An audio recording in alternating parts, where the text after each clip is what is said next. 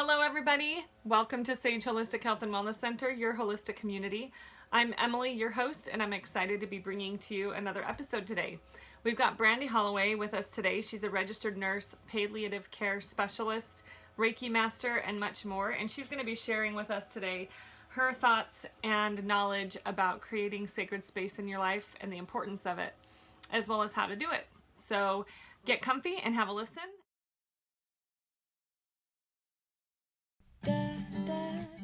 SAGE is a 501c3 nonprofit organization building community by providing education and counseling about physical, mental, and spiritual well-being. We encourage all of our listeners to find their own path to what holistic wellness means to you.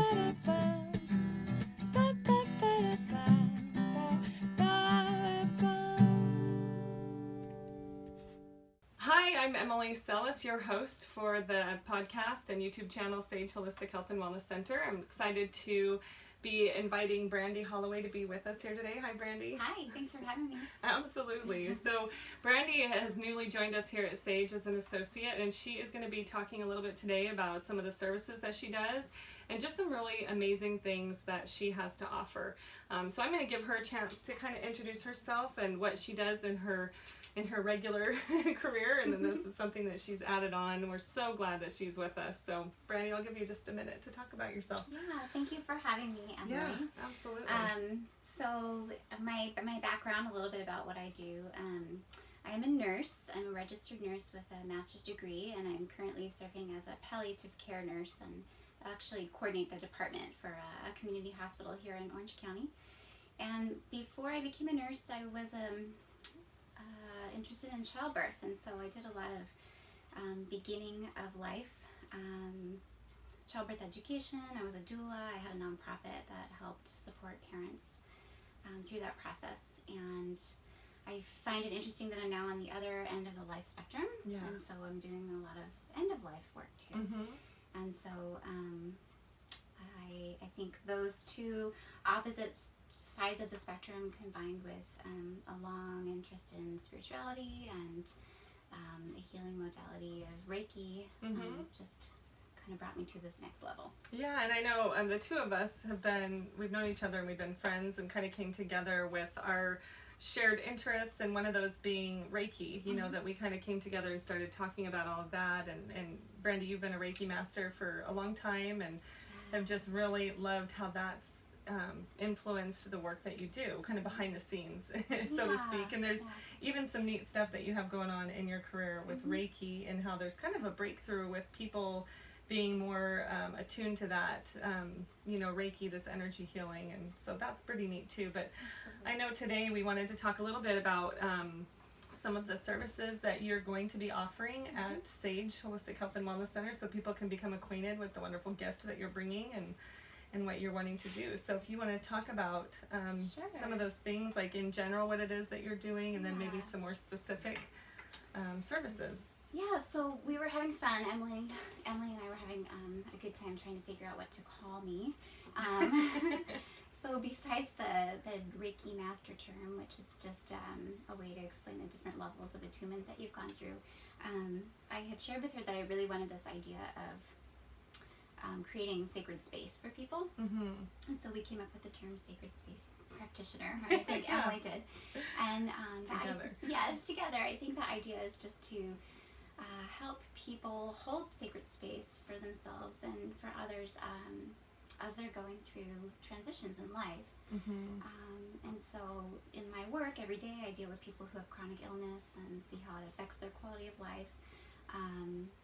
In particular, a lot of oncology cancer patients. And so this, thought came to my mind, wouldn't it be great to be able to offer a way for people to acknowledge what they're going through and help them heal through that. And so this idea kind of came about. It really did. I mean, it's almost like from the conversations that you and I have had and what you've shared with me, that there was almost this unspoken experience that would start happening in the space that you had with these patients, and it was not really the appropriate place to dive into that deeper, where your work is, and not that there's not enough time, or that's just not part of the job description yet.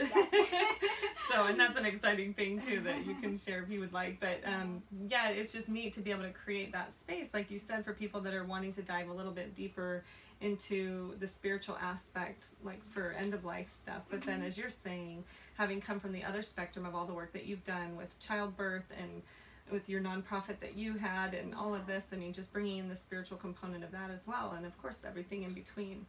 So it's really been neat to hear that journey for you that has brought you to this point, and the discussions that you and I have had to bring you on board here and just create this offering that you have. So end of life, kind of helping people with those transitions, and how is it that you go about doing that, or what is your vision for how you would go about helping people as a sacred space practitioner? In terms of, end of life, I obviously, in the work that I do, I deal with death and dying a lot, and sometimes I have the great honor of being present with patients when they pass away, and so, that's just, it's a very powerful experience, just like being present when someone is being born is a very powerful experience. So I've tried to kind of figure out ways to honor that. As you said, like in the hospital, it's not always the most appropriate place for this, but I have had colleagues actually who've come to me and asked for some help in dealing with their own issues, their own battles with cancer, and I was able to do a very simple healing ceremony, acknowledging, some of the feelings that might be taking place in the transition before having a mastectomy, and that was a really powerful experience. And then, going back to the birth side of things, bringing new life into the world is really an amazing experience. And I've had the wonderful opportunity to be able to provide that for you when you had your baby. So, and I'll take a second here to segue and just say what a neat experience that was. And when I heard that you, Brandi, were wanting to offer that as something to give to other people, I mean, talk about just blowing away any other experience that I've had as far as like creating space for all the other emotions and feelings, not that had anything to do with like getting new things for the baby or just talking about, how cute the baby's going to be and all of that, which is fun, but it was just the whole spiritual side of giving birth and welcoming a new soul into the world, and just all of that was just so neat, and for you to have done that for me, it was just wonderful, and to hear that that's something that it's a gift that you're going to be offering as a service for other people too. It was just really, really neat. It's one of my favorites. So, yeah.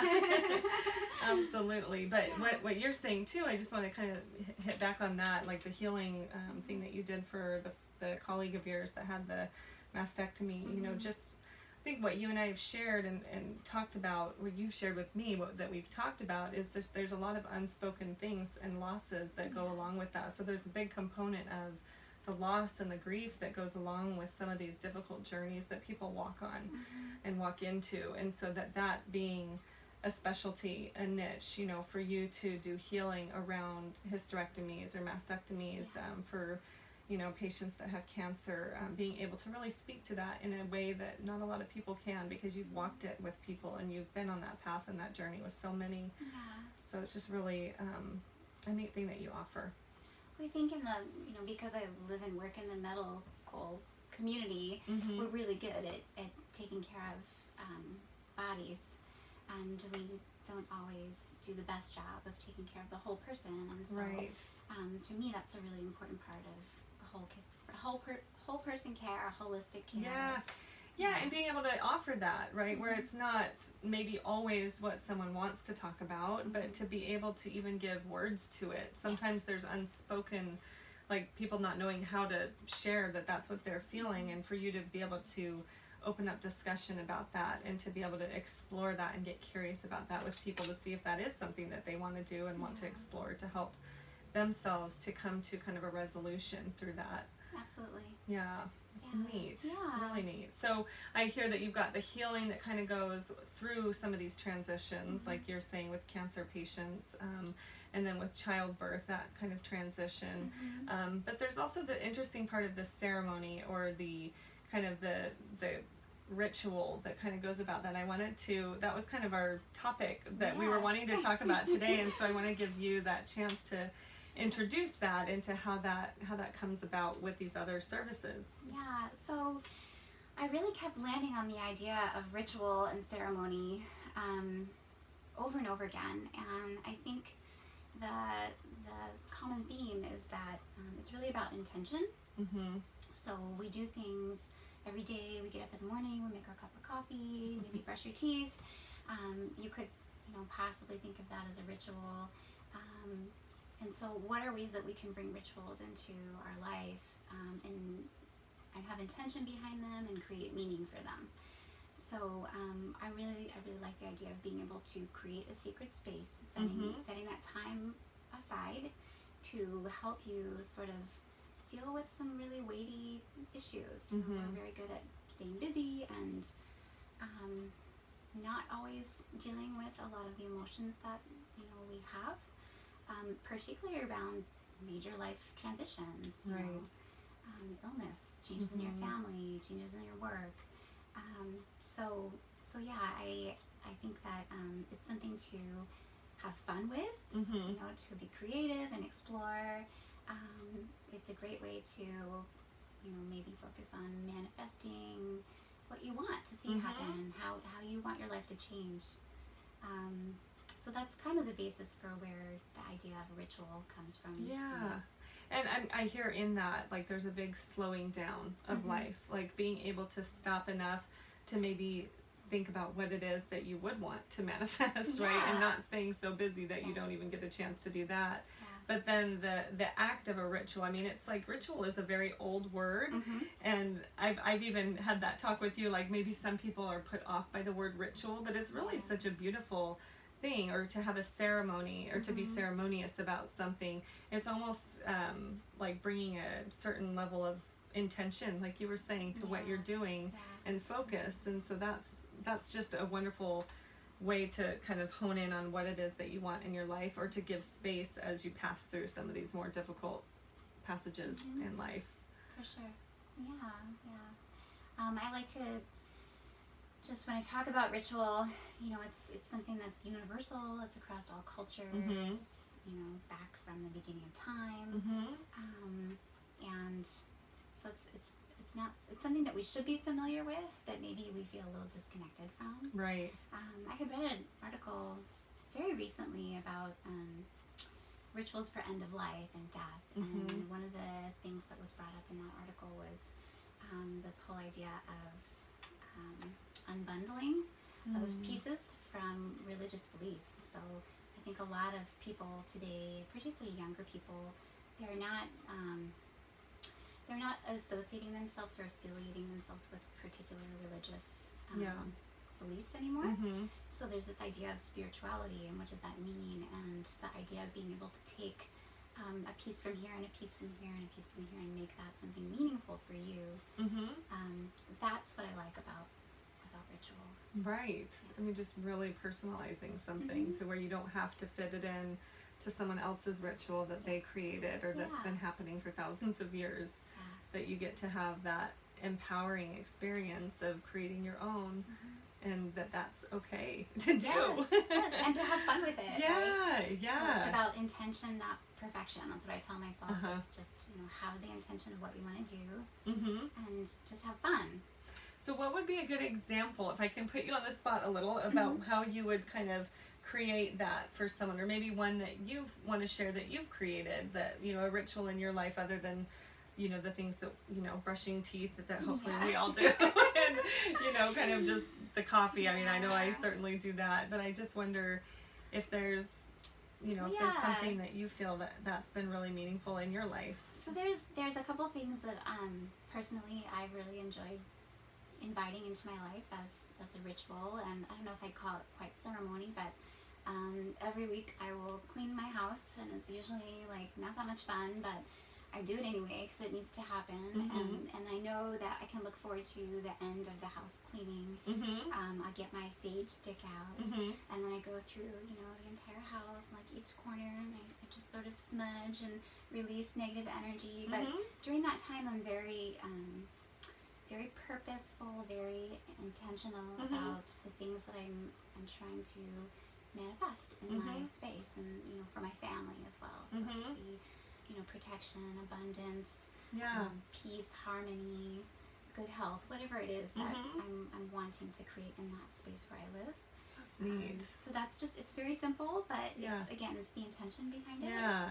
Um, It sounds meditative, like the way that Yeah. you're talking about it. Like you almost just kind of get quiet mhm. and you go into that space and bring that focus to what it is that you're wanting. Yeah. And like you said, afterward, you get to reap the benefit of all that work that you Yes. did, the preparation, because sometimes there can be a lot of preparation for those ceremonies and things, but then Yeah. the end result, it sounds like, leaves you feeling very clear. It does. It feels good, and I've noticed, even we have a lot of animals in our house, but I've noticed that even the animals really are a little bit intrigued by it. Like, what is she doing?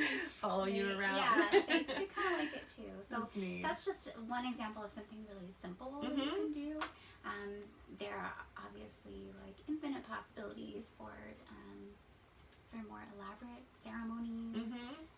I'm actually planning a winter solstice celebration just in my home in the next couple weeks. Yeah. And looking forward to doing a fire ceremony where we're able to Mhm. just, intentionally write down and release things that we don't want to hold on to anymore, and then throw them into the fire, and Right. maybe some drumming and singing. Yeah. And, and what I really want to, I guess, communicate to people is that there's no one right way to do things. Mhm. And so I am very open and flexible, and I look forward to working with you to figure out what is best going to meet your needs. Right. No, that's awesome. And I'm just so glad that you're here to do this and to talk about it, because I think what you're doing and what you are bringing to the table is things that we all think about would be good things to do, like what you were just saying, like write down things that you want to let go of and then throw it into the fire. I'm sure everyone listening has something that they want to be able to let go of, and for one reason or the other hasn't. But this, again, like instead of being all over the place, like it just focuses you and says, all right, we're doing this. Like this is what we're going to have happen. Yeah. And then you're creating that space for people to do that. And I just think that's so helpful. Yeah. So, and I know also the celebrations of life or of marriage or spiritual unions, that's also some other Yeah. things where kind of the way I'm seeing what it is that you're bringing is this, the ceremony and ritual, and then also the healing component. Yeah. And it comes through all these different avenues and different like life transitions. So, weddings or spiritual unions where people aren't necessarily, doing the whole legal thing, but, Yeah. similar, in a lot of Yeah. other ways. But also then the end of relationship too, is, I thought that was fascinating what you shared with me, that that you've been offering or plan to offer for other people too, with the end of a relationship. Yeah. Maybe you could talk a little bit about that, because I thought that was I think really that's neat. something that most of us can identify with.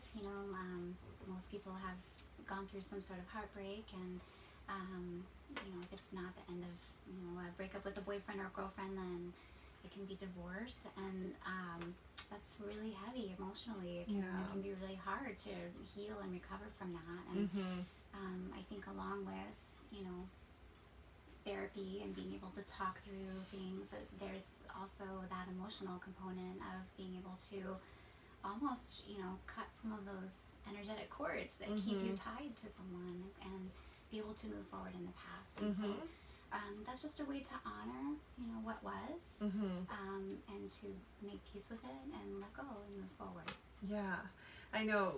There's also just in a relationship that's coming to an end, sometimes it can get really bitter and really ugly, unfortunately. Yeah. And then the memory of all of the positives, which is why that relationship was forged in the first place, gets lost in that. Yeah. And it's, I think, really difficult to make peace with that. But I know that was one thing that you really were wanting to do, is how do you make peace with that and have that closure, that loss process and that grief process of being able to hold both of those in your hands and say, I loved this person deeply, Right. and this is not right anymore for us to keep going here. So it's just, again, that ritual or that focused intention of what you're wanting to do in your life. It gives you almost permission to kind of close doors or open doors. And it's just, I mean, even just hearing this today or talking about this might get some ideas going for how you guys can do that in your own lives, and how to bring more focus and intention to the things that you're wanting to do. So It's very, very neat. So, is there anything else that you want to share, or maybe questions I haven't asked or brought up for what you wanted to talk about? I think I just kind of want to add that along with, helping facilitate all of these rituals, ceremonies, healing, whatever it is, that also very open and willing to teach and share that with other people. So Absolutely. share that so that you can take that information and help someone else heal. Yeah, so whether it's teaching someone else how to run a ceremony or how to do a ritual or create that sacred space. I know you've talked about teaching a class on rituals and ceremonies, and maybe even getting a little bit into more of the history of it, which I think is just fascinating. I mean, there's so many threads of just other amazing indigenous cultures and what you're talking about today, and how to, just gain from all the benefits and learn from what's already been done in the past, and just go float on that energy that's already existing. Yeah. It's pretty neat. Absolutely. So yeah, hopefully we'll get that class going soon so you guys can come and meet Brandi in person and get some rituals of your own set up. So you can go ahead and subscribe to our newsletter and stay posted for when we have that coming up. And I know Brandi's also got an amazing blog post about that. So take a look at our website, www.sagewellnessctr.org. And just want to say thank you again for being here today. Thank you, Emily. I'm really excited.